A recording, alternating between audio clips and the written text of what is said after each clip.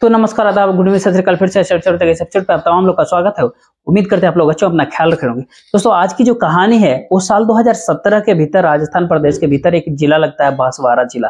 और इसी जिले के भीतर एक इलाके में तालाब पड़ता है और इस तालाब को लोग नाथेला तालाब के नाम से भी जानते हैं। 17 दिसंबर की वो तारीख थी। सुबह सुबह लोग नित्य क्रिया से फ्रेश होने के लिए, अपने दैनिक क्रिया को करने के लिए यानी जो लोग घर से बाहर जाते हैं, वैसे लोग उस तालाब के किनारे जाते हैं। उस तालाब के किनारे जब वो जाते हैं, वो लोग जाते हैं, हल्की हल्की सी सुबह होती है। जैसे वो लोग वहां पे पहुंचते हैं तालाब के किनारे, अचानक से उनको कुछ अजीब सा दिखाई देता है। कुछ कुत्ते होते हैं जो कि भौंक रहे होते हैं, उस चीज को जमीन से निकालने की लगातार कोशिश कर रहे होते हैं। अब ये चीज जब आसपास के लोगों ने जब देखा तो उनको काफी अजीब सा लगा। उन्होंने सोचा कि इसको करीब से जाके देखे, नजदीक जाकर। जब वो लोग नजदीक गए, नजदीक जाकर के देखने की कोशिशें किए, तो जो कुछ भी उन्होंने देखा, उसको देखने के बाद उनके पैरों तले जमीन ही खिसक गई। दरअसल एक हाथ होता है जो मिट्टी से बाहर निकला हुआ था। जैसे वो हाथ देखा, मिट्टी से बाहर निकला हुआ देखा, यानी कोई लाश थी जो जमीन के अंदर दफन थी। उसको निकालने की कोशिश कुत्ते कर रहे थे। फौरन इलाके में, आसपास में हड़कंप सा मच जाता है। मचने के बाद फौरन कोई पुलिस को खबर करता है। पुलिस मौके पे आ जाती है। पुलिस के आने के बाद जो है गड्ढा को खोदा जाता है, उस लाश को बाहर निकाला जाता है गड्ढे से। जब उस लाश को देखा जाता है तो फिर पता चलता है कि किसी 28-30 साल के लड़के की लाश है, यानी एक नौजवान लड़के की लाश है। अब जैसे ये लाश की खबर आसपास के मोहल्ले में, आसपास में फैल जाती है, गांव में, तब फौरन उस इलाके में हड़कंप सा मच जाता। सभी लोग जानना चाह रहे थे ये लाश किसकी है। पुलिस वालों से भी पूछा जा रहा था। अब पुलिस वाले भी उस लाश की बाकायदा तफ्तीश करते हैं कि कोई कागज, कोई डॉक्यूमेंट्स, कोई आधार कार्ड, कुछ भी ऐसी कोई चीज मिले तो लाश की पहचान की जा सके। साथ ही उस लाश की जो तस्वीरें होती है वो आसपास के इलाकों में भी इतला कर देते हैं उसको, यानी अलग अलग गांव के जो प्रधान होते हैं उनको भेज देते हैं। इसी बीच कोई मिसिंग कंप्लेन वगैरह नहीं था, ये भी खबर पता करते हैं। इधर लाश को पोस्टमार्टम के लिए जिला अस्पताल भेजते हैं। तस्वीरें अलग अलग मोबाइल पे जब शेयर होते हैं, वायरल होने लगते हैं। करीब करीब 2 दिन का समय बीत जाता है। इधर पोस्टमार्टम रिपोर्ट भी आ जाता है उस दौरान। पोस्टमार्टम रिपोर्ट के भीतर क्लियरली लिखा हुआ कहा गया जाता है कि जो मरने वाला व्यक्ति है, इसकी उम्र करीब 28 से 30 साल की आसपास की है। और साथ ही किसी ने इस व्यक्ति का गला काट दिया, यानी जो कत्ल है वो गला काट करके किया गया था। अब मामला हत्या का होता है। साथ ही 28-30 साल का एक नौजवान, इलाके में और ज्यादा हड़कंप सा मच जाता है। जब 2 दिन का समय बीतता है, पुलिस वाले इधर अपनी कोशिशें कर रहे थे कि मरने वाले की पहचान हो जाए, उनकी शिनाख्त हो जाए। इसी दौरान एक गांव पड़ता है, एक कॉलोनी है, श्री राम कॉलोनी। और इसी कॉलोनी से एक परिवार आता है और आने के बाद पुलिस वालों को कहता है कि साहब, ये जो लाश आप लोगों को मिला है, जो तस्वीरें आप लोगों ने साझा किया है, दरअसल ऐसा लग रहा है कि ये लाश हमारे ही बेटे की है। अब ये शब्द जैसे ही पुलिस वालों ने सुनने के बाद फौरन कहा, आप एक काम कीजिए, लाश की शिनाख्त कीजिए, आप लाश की पहचान कर लीजिए। उसके बाद लाश उन परिवार वालों को दिखाई जाती है पुलिस के द्वारा। और जैसे ही लाश दिखाई जाती है, फौरन बेचारे बूढ़े माँ बाप फूट फूट करके काफी रोने लगते हैं। रोते हुए लगते हुए कहते हैं, लाश हमारे ही बेटे विजय की है, जो कि 2-3 दिनों से लापता है। अब पुलिस वाले जब ये चीजें देखते हैं, देखने के बाद जो लाश है, जो बॉडी है, वो माँ बाप के हवाले कर देते हैं। बूढ़े माँ बाप बेचारे अपने बच्चे की लाश को घर पे लेकर के जाते हैं। जाकर के जैसे तैसे करके उस लाश के अंतिम संस्कार करते हैं। साथ ही इधर हत्या का मामला दर्ज होता है। और इधर पुलिस वालों के पास जब हत्या का मामला दर्ज होता है तो पुलिस वाले अपने तरीके से जांच पड़ताल में जुट जाते हैं। लेकिन सबसे हैरान करने वाली बात होती है कि एक लड़का, ना जिसकी किसी से ना दुश्मनी है, ना किसी से कोई आपसी रंजिश है, परिवार वालों से भी पूछा या क्या किसी से कोई दुश्मनी, कोई रंजिश, परिवार वालों ने साफ कहा, इससे मना कर दिया कि नहीं, कोई रंजिश नहीं। आखिर इस लड़के को तब मारेगा कौन? मारने की वजह क्या होगी? अब यही सवाल था जिसके पीछे पुलिस वाले भटकते रहे।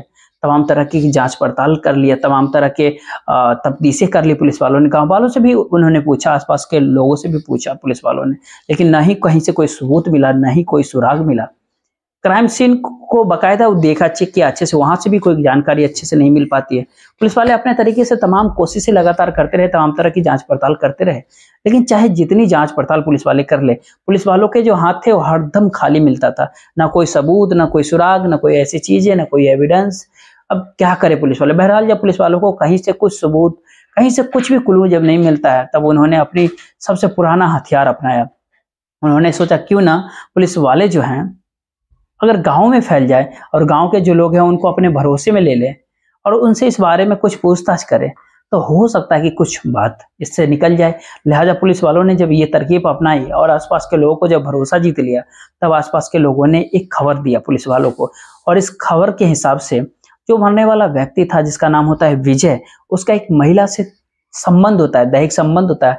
इस मामले में उसके महिला के पति राजू को पता था और यहाँ इस बीच में झगड़ा भी होता था। यहाँ से कोई क्लू मिला तो पुलिस को लगा कि यहाँ से कोई बात बनेगा। पुलिस वाले जाते हैं, राजू और उसकी बीवी को उठाते हैं। उठाने के बाद जब पुलिस वाले उससे पूछताछ करते हैं तो शुरुआत में इधर उधर की बातें राजू ने घुमाया, लेकिन जब पुलिस ने उन्हें दबाव दिया, सख्ती दिखाई, तब राजू टूटता है। टूटने के बाद राजू पूरी कहानी बताता है।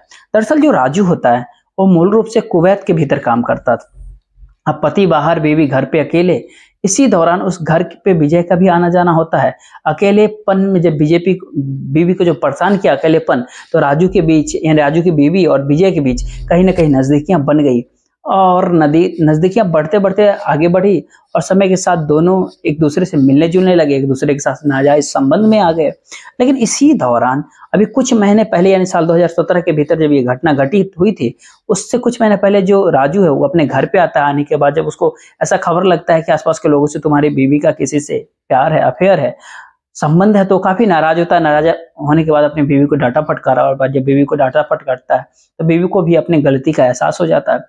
वो मान लेते हैं कि उसे गलती हुई है, उसे ऐसा नहीं करना चाहिए था। और उसके बाद वो विजय से छोड़ देती है। जब विजय इसको बात पता चलता है कि उसको छोड़ दिया गया, तो ये सदमा वो बर्दाश्त ही नहीं कर पाता। लगातार उस महिला से संपर्क करने की कोशिश करता है, उससे बात करने की कोशिश करता है। जब अंत में राजू ने काफी समझाया और विजय ने नहीं माना, तब उसने एक फैसला कर लिया कि आज इसे रास्ते से हटा देना है। लिहाजा राजू पूरे प्लान के तहत विजय को बुलाता है। बुलाने के बाद जो उसे अपने साथ लेकर के जाता है।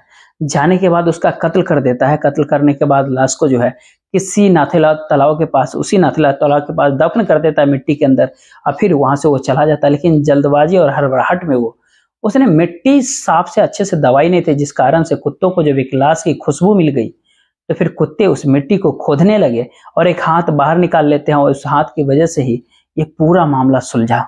तो ये पूरी कहानी जब पुलिस वालों ने सुना तो कहीं ना कहीं फिर एक बात सिद्ध हो गया कि नाजायज संबंध का जो अंत होता है वो काफी भयानक होता है, काफी खौफनाक होता है। और आज की कहानी यही थी। आपको इस कहानी सुनाने का उद्देश्य आपको परेशान करना नहीं था, आपका दिल दुखाना नहीं था, बल्कि आपको सचेत करना था, आपको बताना था, आपको जताना था, आपको इस कहानी से आप क्या सीख लेते हैं। उम्मीद है कि आपको कहानी अच्छी लगी होगी। बाकी इस तरह के कभी भी किसी भी समाज में इस तरह के जब अनैतिक रिश्ते रहते हैं, नाजायज संबंध रहते हैं, तो वो किसी को भी पसंद नहीं था। कोई समाज इसकी इजाजत नहीं देती है, ना ही पुलिस प्रशासन इसकी इजाजत देती है, ना कोई कानून इजाजत देता है।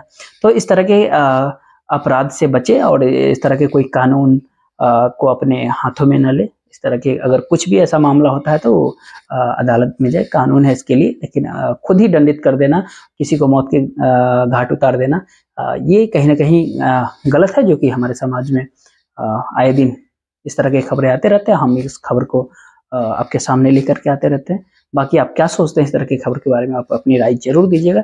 जय